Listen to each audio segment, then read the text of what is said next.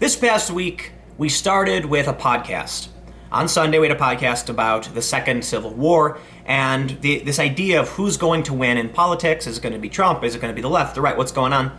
And one of the threads that I've been pulling on is this idea that as the far left continues to call for ridiculously extreme positions like abolish ICE, which is immigrations and customs enforcement, no borders, abolish profit, abolish prisons, that far left rhetoric is going to be used against Democrats in the midterms in 2020. I absolutely believe that to be true. I just did a video about how you had people protesting ICE as ICE tried to serve a warrant for an investigation on on human sex trafficking of children.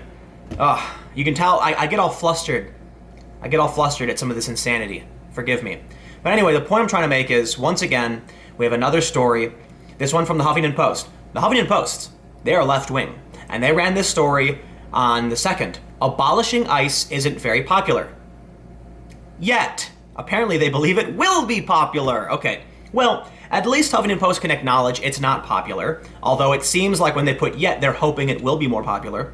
Progressives hope the hot leftist idea on the summer can open up the immigration debate. All right, let's see what this is all about. It started as a hashtag and became a key policy plank in the biggest political upset this election cycle, and now progressives from coast to coast are running on the idea of ending America's internal immigration enforcement agency. Welcome to the summer of Abolish ICE. The idea of ending immigration and customs enforcement has vaulted into the spotlight in recent weeks as anger over the Trump administration's treatment of unauthorized immigrant families grew, and 28-year-old activist Alexandria Ocasio-Cortez made it a centerpiece of her winning platform last week. I'm going to stop here, and I'm going to point out the way they're framing this. They're saying, oh, look, it was a big part of her, Cortez's winning platform. Out of a district of 700,000 people, only 27,000 people voted, and a little bit more than half voted for Cortez. So she likely invigorated people who agreed with her and came out and voted. It is not a majority opinion. It is a ridiculous minority that voted her in. The point is, she did win. She is getting a lot of attention. She has a massive Twitter following now. She's been on TV. She's on Stephen Colbert. And that rhetoric she's pushing is going to look to middle America as if it is mainstream, as if it is popular. It's not. This is bad for Democrats. This is bad for the left. This is not good that she won. First of all, Joe Crowley, who she won against, was a very powerful Democrat. He was fourth in line, I believe, like the fourth highest ranking Democrat. Some people say he was going to replace Nancy Pelosi. He was up there, and now he's gone. And this district has replaced one of the most powerful Democrats with a freshman, with somebody with no experience. And hey, that's fine. I personally love the idea of these old school establishment people being pulled out. But I do believe it's bad for the Democrats when someone with these kind of extreme policies wins. So let's carry on. The support is coming from Democrats prominent and obscure. Possible presidential contenders embraced the idea, and low-profile leftist candidates are rushing to highlight their support. All argue the agency has essentially gone rogue under President Donald Trump, frequently raiding workplaces and deporting immigrants without criminal records, making its replacement a necessity. One of the biggest lies perpetrated by people in the media and people on the left, or I should say one of the biggest misunderstandings, if I want to be fair to those who really don't understand. Personally, I believe a lot of people know full well that Trump supporters and Donald Trump are perfectly fine with regular old legal immigration. And all of the instances of calling out the problems have been about illegal immigration. I think very few people in this country have a problem with people legally crossing the border, getting visas and getting paperwork and coming here and working. What they have a problem with is people overstaying visas or crossing the border illegally. But they always make it seem like, what does it say? Deporting immigrants without criminal records. Yes, they're omitting the part that, look, if it's true, I'm not sure I trust the Huffington Post because they're not going in depth on this issue. If it's true that good old legal immigrants are being deported for no reason, yeah, that's kind of screwed up. But I don't think that's the case. Now, granted, don't take my word for it. It's not something I'm actively researching right now. I'm just reading through the story. But if you were to ask me, in my opinion, I'm pretty sure they're talking about people who entered the country illegally, who don't have a right to be here, and are being sent back. There's a big difference. Look, you can argue all day and night if you want open borders in the United States, but that's not what we have. And for the time being, it's not a rogue agency if people who entered the country illegally are being sent back. Let's get to the data. First we'll read this. ICE has been abused by the current president, Rep. Mark Pocan of Wisconsin, who last week introduced the first piece of legislation to eliminate the agency. These aren't the original functions of the agency. The president has irreparably broken ICE. Okay, before it was ICE, it was INS. If you watch my videos, I've talked about this time and time again. In 2003, the Immigration and Naturalization Service was moved from the Department of Justice to the Department of Homeland Security, where it changed its name to ICE. But immigration enforcement has existed in this country since, I believe, like 1933. And we did have immigration enforcement in various aspects since like the late 1800s. So ICE exists. Immigration enforcement exists. And now they're talking about getting rid of it. Well, the reality is, I am not of a fringe opinion when I say that's a stupid idea. That's what this article is about. So we have this: Gillibrand becomes the first U.S. senator to call for ICE to be abolished. Brad Parscale, Trump's 2020 campaign manager, wrote on Twitter on Friday, Democrats want chaos, no borders, and the destruction of legal citizenship. Okay, that's an extremely biased position. I'm sure there are a lot of Trump supporters who genuinely believe Democrats want this. Democrats don't want chaos. Some of them don't want borders. Most of them want borders. Most Democrats and Republicans are remarkably close to each other on many issues. What we have here is the far left infecting the Democrats and causing these kinds of problems. Here we have the data. A Huffington Post YouGov poll on abolishing the agency found that the public largely hasn't heard of the concept, with a plurality of surveyed Americans saying they oppose disbanding ICE. No shit. Just 17% said they had heard of calls to end it. 59% said they had not. Only 17% of people polled even knew that anybody wanted to get rid of it. And then of that 17%, that extreme minority, opinions on ICE as an agency are mixed. 37% of those surveyed said they have a favorable opinion.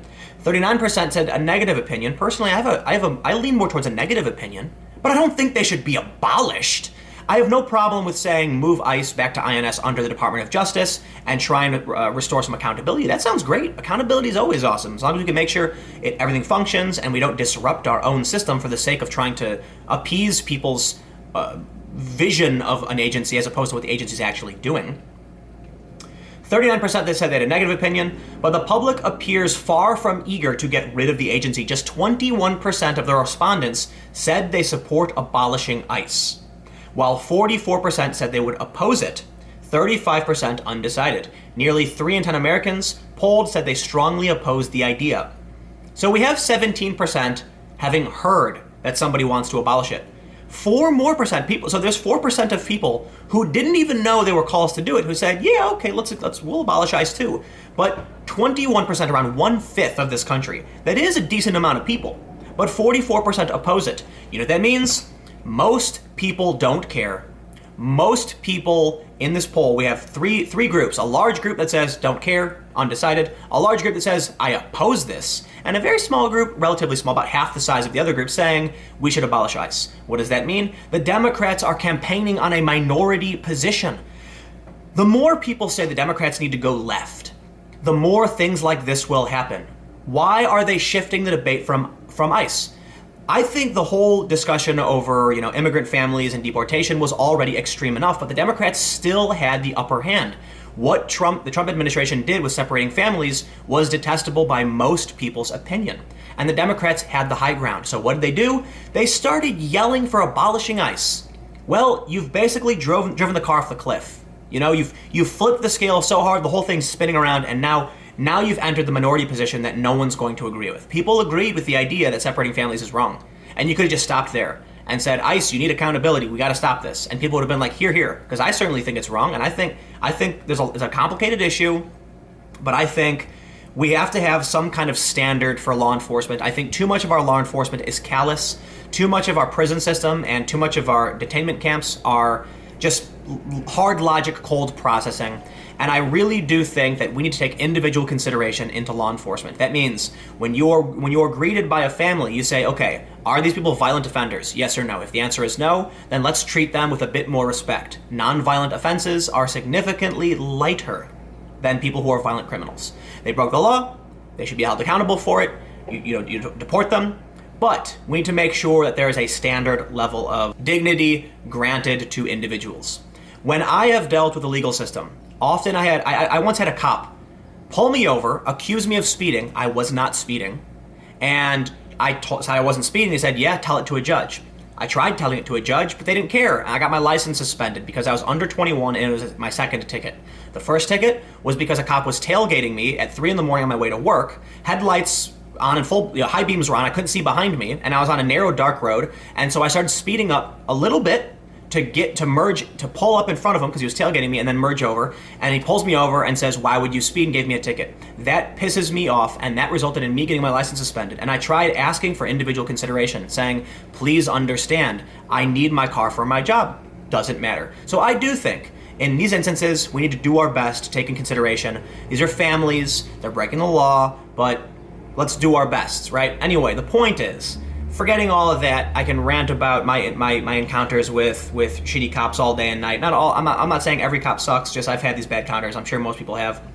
Most people don't want to get rid of ICE, and now you have Gillibrand, De Blasio, Warren. You've got people embracing this call. Why? Because somebody in New York won over Joe Crowley in a district of 700,000 people, and she got, I think, let's see, you've got 10, 13, she got about 17,000 votes, I believe. About 17,000 people voted for Alexandria Ocasio-Cortez out of 700,000. Eligible voters, I think, was like 270,000. So most people don't care to vote. Most people didn't care, most people don't care to register. All the people who registered, most don't even care to go out. Around 10% actually cared to vote, and then only about half of that actually voted for. But now because of that, you've got Democrats embracing a fringe position that most people don't want. And I think this spells doom for the Democrats. Anyway, rant over. I'm not going to go through the whole article because I mean, you get it. Well, let's look at this real quick, I suppose.